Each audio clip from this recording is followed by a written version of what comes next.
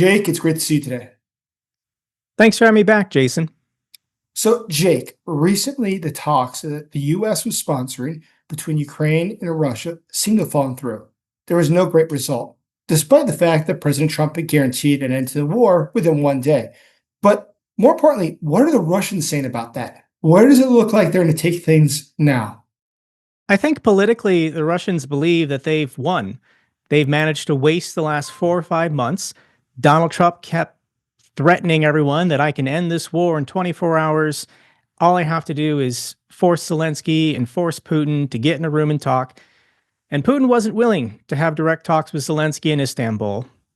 All of these talks, all of the meetings with Witkoff, if you even want to mention Keith Kellogg, none of it went anywhere. There isn't going to be a ceasefire. Russia has said to the entire world no. So all we can do is react. And the Russians at the moment, politically, I think are pretty emboldened, and more members of the Russian government are saying some really alarming and insane things. 2 weeks ago, there was an economic forum in St. Petersburg, and one of Putin's legal advisors, Kobiakov, stated that the dissolution of the Soviet Union was never legal. That because the Council of Soviets that created the Union in 1922, they never voted to dissolve the Soviet Union, therefore it still legally exists. That's kind of a weird thing to say in the year 2025 when nobody else has been mentioning or talking about this for decades. Additionally, one of the State Duma members for the Defense Committee, Viktor Sobolyov, this week he's talking about the creation of a new unified state. Now, he's only mentioning the countries of Belarus, Ukraine, and Russia. All of this was historically part of the Russian Empire, and he's mentioning all these famous, Russian historical figures, and there needs to be a unified state again. But he's not talking about just those three. He said the words natural borders. And the natural borders for the old Russian Empire or the Soviet Union was through the Carpathians in the south, in the Black Sea. So Russia obviously also wants Moldova, in addition to the Suwalki Gap, to connect Belarus with Kaliningrad, and then out to the Baltic Sea. So this would also include Latvia, Lithuania, and Estonia. Members of Putin's government every day are screaming to the world, we're going for more. We don't care how many of our soldiers die. We don't care how many years or decades this take. We are going to continue this war until we get the maximum extent of our empire's old borders, wherever that may be. Who knows how long Russia can carry this on, but this is now their mindsets. This is now their goal. Putin himself may not be saying these crazy things, but members of his government would not be saying these things without his tacit permission or approval. These are Russia's objectives. They're not hiding it anymore. So based on that, it seems to be a very good time to put more sanctions on Russia. The U.S., though, seems to be very unclear as to what it's going to do. What do you think? Can we expect more sanctions from Washington? Not from Donald Trump, because Trump wants to maintain his personal friendship with Vladimir Putin and keep trade and business opportunities available between the United States and Russia. That's insane. When you look at the historic relationship between the United States and Russia concerning trade, the most we've ever done in trade, I think, was in 2013, and it only accounted for 0.5% of all of U.S. exports. Trade between the United States and Russia is a rounding error. It doesn't exist. Both Russia and the United States are food independent and energy independent, so we're not buying or selling each other food or energy. And as far as proximity, it doesn't make sense for Russia to focus on trade with the United States when they have all these land borders with countries that want to buy their energy, raw commodities, and food exports. So Trump is delusional. Just ignore him, whatever. But Congress can still act. Both the president can impose sanctions if he views it as an emergency. He has these special powers. But really, it should always be Congress voting to sanction individuals or sanction foreign governments or corporations. So Congress wants to act, and they've wanted to act this entire time that Trump has been president. Yes, when Joe Biden was president and the Democrats were in charge, maybe Republicans were dragging their feet. But for the traditional national conservative, Republicans that care about freedom and democracy around the world, they want to act. So Senator Lindsey Graham has a co-sponsored bill, and he's got 81 U.S. senators out of 100 saying they are ready to vote for this. Senator John Thune, he's the new Republican majority leader in the Senate. He is also in favor of it. He's the one who has the power to schedule a vote. They're just waiting for Trump's permission. Now, Trump controls the entire party. If he tells an individual member, don't vote for this or stop talking about this, every Republican Congress lives in fear of Trump and they don't want to upset him. So the fact that so many Republican members of Congress would be speaking out saying, I support this bill, I want tougher sanctions, I'm going to vote in favor of this, Trump has given them permission to take a position, either in favor of Russia, because there's crazy people in the Senate as well, but also if you want to be pro-Ukraine or if you want to call Putin a war criminal, you can. Trump is not going to criticize, call out, or target anyone for their positions on Ukraine or Russia one way or the other. Trump really doesn't care. So Senator Lindsey Graham is going to push for this bill to be voted on. We just need the Speaker of the House to then also schedule a vote. I've not publicly heard Speaker Johnson's opinion on this specific sanctions bill in the last, I don't think he's given a position on it yet. So Republican Representative Brian Fitzpatrick of Pennsylvania, he submitted a discharge petition a couple weeks ago. It takes 30 days to ripen, I guess. So this will be the first week in June. And the House could, if they get 218 signatures, the House can vote on this the first week in June. Senator Lindsey Graham calls them bone-crushing sanctions. But this is what Russia fears. This gambit in Istanbul was a delay tactic to stop Trump from unilaterally imposing these sanctions. And now that we know the Russians are concerned about them, the Russians were trying to avoid them, even if Donald Trump doesn't want to act, it's important that people contact their members of Congress and say, hey, this is important. Ukraine and Europe and the free world needs this sanctions package now, because it does make a difference. Absolutely the case.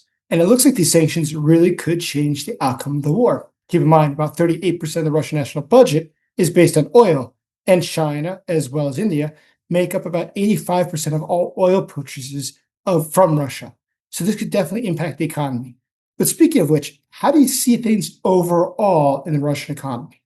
Inflation year over year is still over 10%. Central bank interest rates are still over 20%. I think unemployment is under 2% in Russia, which is not good because that means you have a labor shortage. They cannot find enough workers to fill their factories to even produce for the war.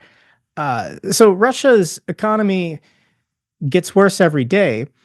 But all you can do is just look at specific examples and then wonder to yourself, how much longer can they keep this going?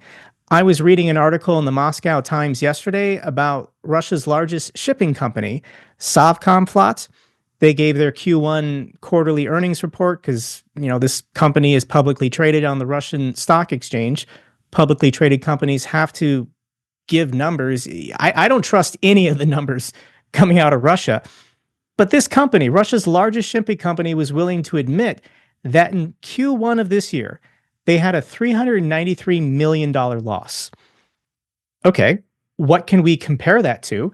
And just go back in time 12 months to Q1 of 2024, and they had a $216 million profit.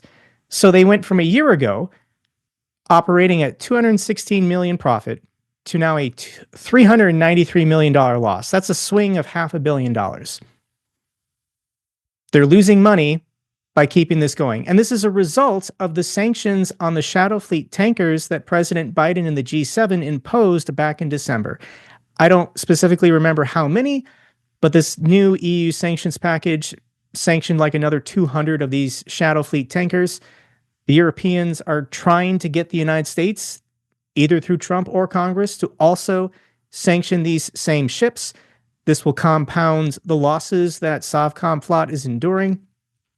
Now, yes, I think most of Russia's companies and industries had healthy books. Like, they didn't have a lot of debts. They had strong cash positions going back to the full-scale invasion in 2022.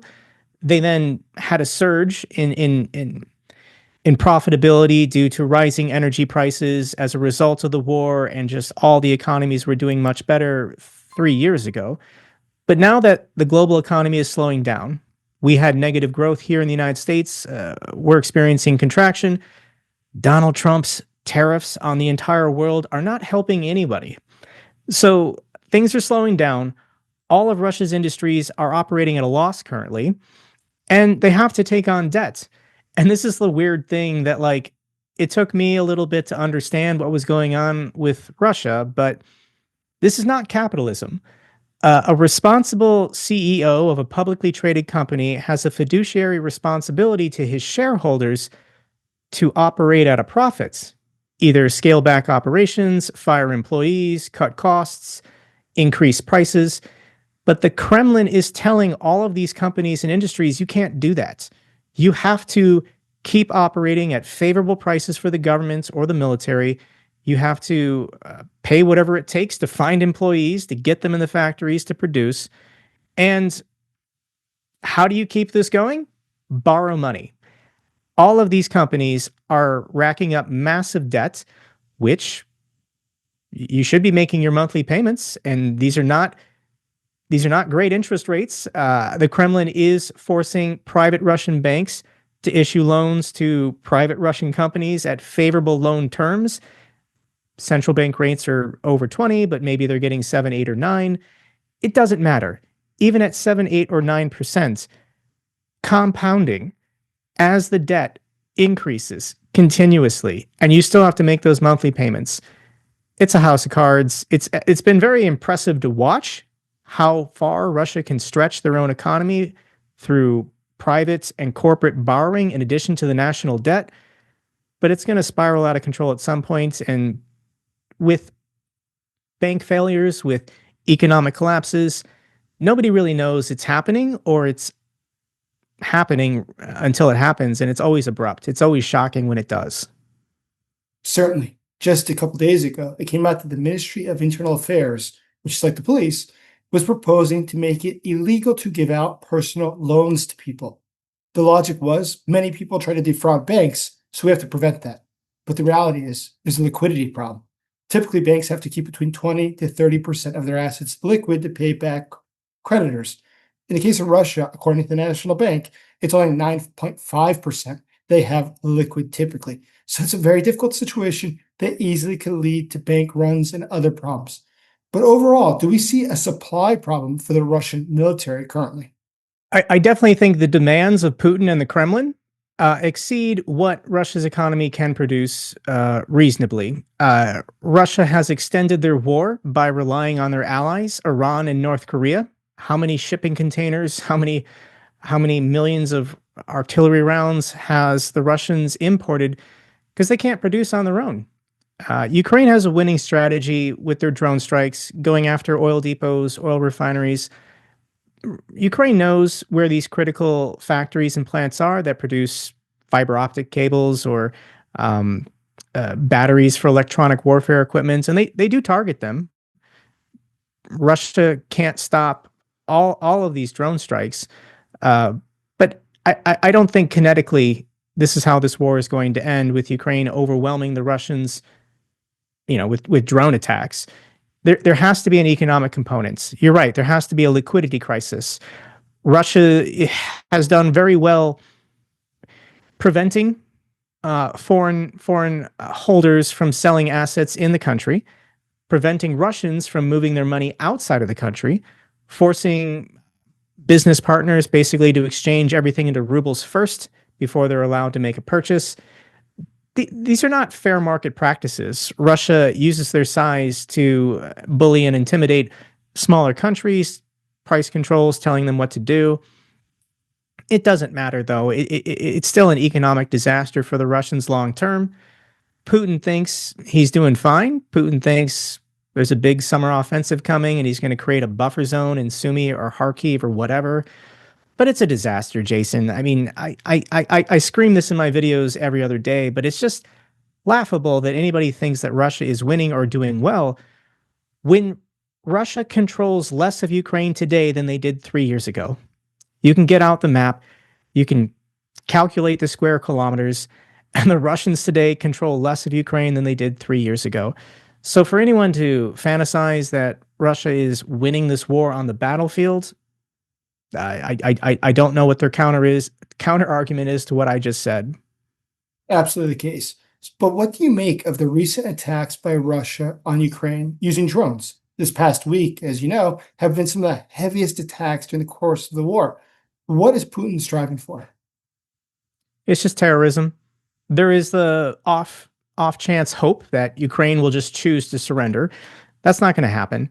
But the point of terrorism is to try and convince Ukrainians to leave, blow up their grocery stores, blow up their schools, blow up their hospitals, and force Ukrainians to go west or leave Ukraine and seek refugee status in a Western country. Every time a Ukrainian has to leave, they don't want to. Nobody wants to leave their homes. But every time a Ukrainian has to leave, there's an economic impact. That's somebody not working a job, contributing to the local economy, and paying taxes. It's also a morale thing. You know, if your wife and kids leave the country because they don't feel safe, that negatively impacts the emotional state and mindset of a Ukrainian man, father, husband, son, whatever. So yes, they keep these acts of terrorism going because there is an economic benefit, they believe, if Ukrainians just leave the country. But it's also about there's numerous factors. I do think there's a segment of the Russian population that receives pleasure when they see, you know, women and children huddling in a metro stop, fearing for their lives. That makes them feel better about themselves for some reason. But it's also about drawing air defense systems away from maybe critical military assets. I'm not going to talk about where and what military assets Ukraine has in the West, but if Zelensky and the Ukrainian military have to prioritize air defense for apartment buildings and civilian cities, then that does expose their legitimate military assets, maybe trying to remain hidden. So, looking ahead, what do you think we should anticipate seeing in the next few weeks, including with the Russian offensive? Do you think that's going to be a big deal, or do you think that's going to be something that's just a lot of talk? I would like to remind everyone of Russia's big summer 2024 offensive, going 5 kilometers deep into Kharkiv and then getting stopped or smashed at the first mid-sized town, basically. Do you remember the name of the city in Kharkiv? It's completely leveled now. It's basically gone. But the Russians didn't even get full control of the north bank of the river that runs through that town. And now they've been fighting there for 13 months. I have no clue what casualties they've possibly taken to go 3 to 5 kilometers deep and just fall flat on their face. That was their big summer offensive a year ago. And I just don't believe that militarily they're in a better position as far as training, manning, equipment to launch something better. And in the last 12 months, Ukraine has made quantum leaps in their own domestically produced drone technology. I'm hearing reports on Kremlin State TV that Ukraine is integrating AI to find patterns and predict Russian movements so that they can call in artillery strikes or drone strikes once these meat assaults start in certain sectors. Jason, you and I, we pay attention to this war every day. It's just dumbfounding that the Russians took Bakhmut at the end of 2022 or beginning of 2023. The next city on the road was Chasiv Yar. And over 2 years later, the Russians still don't have full control of Chasiv Yar. Now, this is horrendous. This is painful. People are dying. Ukraine is suffering. I don't want to diminish the sacrifice that Ukrainians are making on the battlefield every day. But for anyone pounding their chest, excited about Russia's accomplishments on the battlefield, objectively, it's just laughable. Every day, it is just embarrassing, even for me, to watch how pathetic the Russians are on the battlefield. So let me ask you one last question. Knowing all of this, do you think that Vladimir Putin or his top generals really think that they're on the verge of winning, or that there's a strategy that somehow will come together, allowing them to siege and take Kyiv? What do you think? I think Putin politically thinks he's winning because Donald Trump keeps giving him concessions. Donald Trump, Pete Hegseth, Secretary of State Marco Rubio, they just keep giving the Russian concession, political concession after concession. Now, Rubio, testifying before Congress, said, we haven't given Russia any concessions. You know, all assets still remain frozen. All sanctions technically remain in place. But there's all the minor things, like amending the G7 agreements so that Russia is not called the aggressor, getting rid of that task force at Harvard that tracked down stolen Ukrainian children. The language that this administration uses is a political concession that does embolden Putin, that does embolden the entire Russian society to believe that there is a victory at some near point in the future when there's not. This is a hopeless, lost cause for the Russian people, and it will only end in death, destruction, and ruin for their own society and nation. The sooner they realize this, the less they'll suffer, and the faster they can recover. But we just have to play it out, and this war is only going to end as soon as Vladimir Putin is dead or removed from power. The end of the Putin regime, something we can all hope for. Jake, great speaking with you today. Thanks for having me, Jason.